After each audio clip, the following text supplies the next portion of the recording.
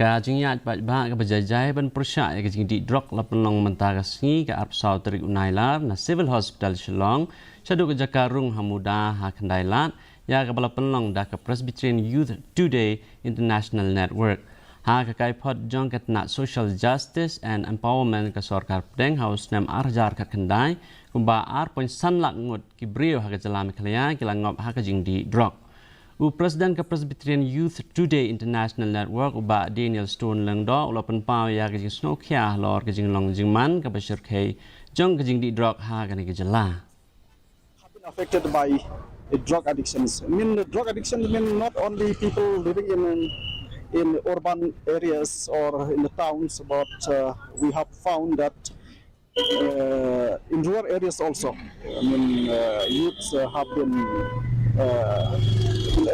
been involved in these things of drug addictions. Come together means we know about the problems of these drugs which have been affected to youth. Jing yang 5th